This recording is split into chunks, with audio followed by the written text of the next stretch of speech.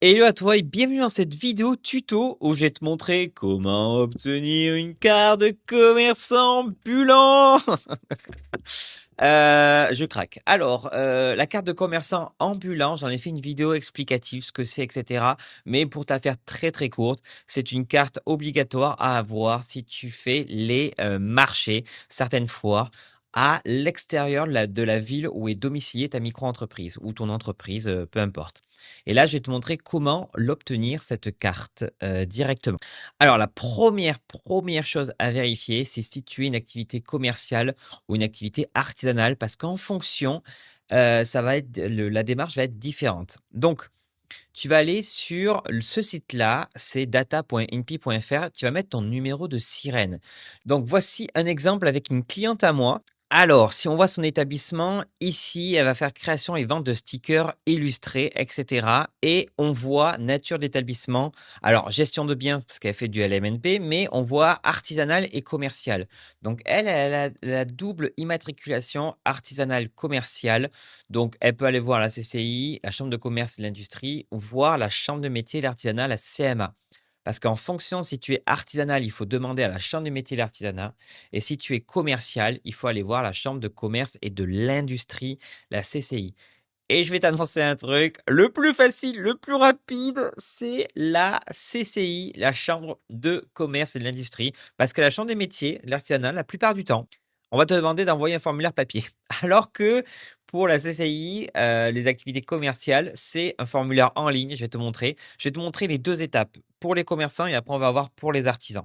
Donc déjà, tu vérifies toi si tu es considéré un artisanal ou commercial. Donc, si tu es un artisanal ou commercial, il faut avoir une deuxième chose, avoir la mention ambulant que tu vois ici. Et ça, c'est lorsque tu fais ton dossier de création de micro-entreprise. Normalement, tu dois une petite case à cacher pour savoir si tu es ambulant ou pas. Je te la montre, la petite case, c'est celle-ci. L'activité est exercée de manière ambulante. Oui. Il faut que ça soit oui. Si toi, tu n'as pas la mention sur ta fiche INPI, il va falloir que tu fasses une modification d'activité pour préciser que maintenant tu fais une activité ambulante parce que ça risque de bloquer.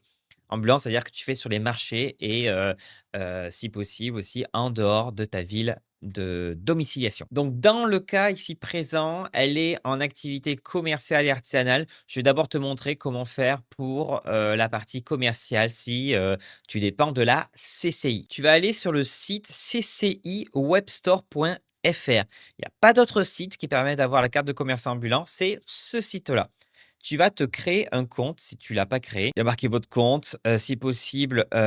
Moi, je suis connecté, je pense, mais normalement, si tu l'as pas connecté, il va falloir que tu te connectes et tu t'inscris, tu te crées un compte dessus, ça va être très important. Une fois que tu es connecté, tu vois plusieurs choses, formalités, carte professionnelle. Et là, je demande une carte professionnelle, je modifie une carte professionnelle ou je renouvelle une carte professionnelle. Donc ça, c'est en fonction de si tu as déjà une carte ambulant ou pas. Là, on va partir où tu démarres, tu veux une carte ambulante pour la prochaine fois, enfin la première fois, pardon. Et je te mets le lien en description si tu veux directement. En termes de tarifs, de toute façon, tu le vois, c'est 30 euros. C'est pas 40, c'est pas 50, c'est pas 60, c'est 30 euros. Donc, je demande une carte professionnelle. Donc là, il y a plusieurs choses qui vont m'être demandées. Donc là, ils expliquent un peu les formalités, mais moi, je suis là pour t'expliquer pas à pas. Donc là, on voit, normalement, tu devrais avoir ça, carte ambulant. En fait, tu vas acheter dans leur panier la carte ambulant. Non, il n'y a pas de réduction, la micro by Flow, malheureusement. Non, ça marche pas. Ça aurait été bien. Là, tu fais commander. Donc là, ça commande directement au nom de ta société, hop, ou ta micro-entreprise. Tu fais commander. J'ai lu les conditions générales, etc. Et tu passes au paiement. Donc, une fois que c'est fait, tu vas cliquer sur accéder à votre commande. Bon, là, moi, j'ai plein de commandes, mais normalement, c'est la dernière que tu vois. Tu as même le PDF et tu fais accéder à mes formalités. Donc là, il y a marqué compléter mes formalités. Ici, tu donnes un nom à la formalité. Donc, par exemple, création carte ambulant test. Ici, pas besoin d'ajouter un message, tu fais compléter ma formalité. Ici, tu arrives sur les formulaires, donc remplir mon formulaire. Attention, c'est un peu chiant, ne le fais surtout pas sur mobile, c'est un peu chiant. Donc ici, le titulaire, donc c'est la personne qui fait la demande, enfin qui va avoir la carte. Donc là, tu mets tes informations. Voilà, commune de naissance, Toulouse. Alors c'est pas grave si c'est pas le bon code postal, je pense que c'est leur classification à eux. Donc ici, adresse domicile, ben, hey, adresse du domicile, mais moi je vais mettre exceptionnellement l'adresse de la micro-entreprise. Bon, après, si ta micro-entreprise est domiciliée chez toi, tu mets l'adresse, hein. Tu m'as compris, Édouard Mignot. Commune, Rams, c'est bon. Fin de déclaration. Ici, le numéro unique d'identification, c'est ton numéro de sirène. Et quand je dis sirène, ouh, je suis en plein craquage. Numéro de téléphone, ok, 06 06 06 06, hop là. Adresse email, florian@lamicrobyflow.fr. Fait à Rams le 24 12. Alors, activité commerciale ambulante. Tu vas me dire, Florian, t'as oublié ce champ-là, c'est normal. Ça, c'est très important. Il faut indiquer, faut pas raconter sa vie. Faut raconter en gros, voilà, parce qu'à un moment, c'est censé s'arrêter. Voilà, à un moment, ça s'arrête. Donc, par exemple, si tu vends des chocolats, vente de chocolat, chocolat sur les marchés ou vente de. Alors, t'es pas obligé de préciser sur les marchés, hein. Tu marques vente de stickers imprimés, personnalisés et personnalisés. Voilà, il faut pas être trop précis, il faut pas être trop vague, etc. Mais là, je vais marquer vente de stickers personnalisés directement. C'est comme si je faisais la demande pour moi là. Donc je fais suivant. Alors là, c'est normal, tu risques d'avoir un bug. Regarde, hop, votre formalité a été sauvegardée. Le formulaire, il est un peu long, donc tu vas cliquer dans charger les pièces justificatives. Donc là, très très très important, il faut pas que tu ailles en mettant toutes les pièces justificatives d'un coup. Il va falloir que tu fasses une par une. Je prends l'exemple. Bon là, j'ai mis un truc qui a rien à voir. Tu mets ta pièce justificative et tu fais charger. Ça va recharger la page. C'est l'administration, hein. Voilà. Et tu fais pareil pour tous les documents. Voilà. Donc là, on te demande l'extrait d'immatriculation au RCS. Donc ça, si tu ne l'as pas, j'avais fait une vidéo sur comment obtenir un CABIS directement. Le plus simple et le plus rapide, c'est sur le site infogreffe.fr. Je te mets la vidéo ici pour que tu puisses voir. Oula, je sais jamais comment obtenir ton extrait cabis. Ça va te coûter 3 euros, mais c'est un site officiel, ne t'inquiète pas. 3,20 € exactement. Mais au moins, tu auras un extrait cabis à jour. Photo d'identité. Alors, d'abord, je vais mettre la copie de la pièce d'identité en cours de validité. Donc voilà, elle est mise. Ah, j'ai pas fait charger pour l'autre. Tu vois, par exemple, si tu l'as pas fait, il est pas content. Il faut que tu le fasses vraiment à la mano chacun. Hop, charger. Bon, là, ça va se compliquer parce qu'on demande une photographie d'identité récente et en couleur sur fond uni et de couleur claire, bleu clair, gris clair, respectant le format JPEG ou JPG, la taille maximale. Et là, tu te dis, oh là là, j'ai pas envie, c'est relou. Mais j'ai tout prévu, comme d'habitude. Je t'ai conçu un petit outil qui fait tout ça. Donc, je te prends un exemple, je vais mettre une photo à moi. Et normalement, elle est bien plus grande que ça, la photo. Et là, regarde, tu peux la recadrer. Toulou. Hop, tu peux t'amuser à la recadrer si tu veux. Tu la regardes comme tu veux. Alors, normalement, il demande un fond uni, blanc, etc.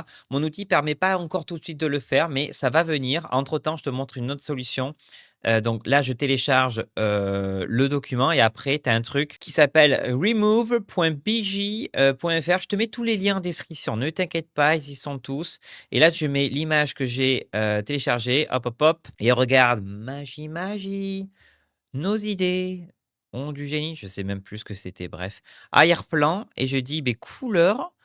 Et ils m'ont dit un bleu, un genre de bleu. On peut mettre un gris, je pense, c'est pas mal. Ils ont demandé un gris clair. Bon, on va dire que c'est clair, non? Ou alors, tiens, on va mettre un gris clair. Voilà. Et là, je fais télécharger. Et là, j'ai ma photo que je peux mettre directement. Hop, elle est chargée. On est content. Je te facilite la vie. Et quand c'est bon, tu peux cliquer sur transmettre ma formalité. Bon, pour des raisons évidentes, je ne vais pas le faire là tout de suite parce que du coup, ça va l'envoyer. Mais là, ça va être envoyé. Tu as le numéro de téléphone si tu veux les contacter. Là, c'est un 0800 ou alors une adresse email si tu veux voir où ça en est. D'ailleurs, je te montre, voilà en gros à quoi ça ressemble. Ici, il est marqué, bon, ils sont en attente des pièces justificatives. Elles ont été chargées, mais il faut aller plus loin, il faut le transmettre. Et voilà. Et là, par exemple, il y a marqué votre formalité a été traitée en irrecevable, etc.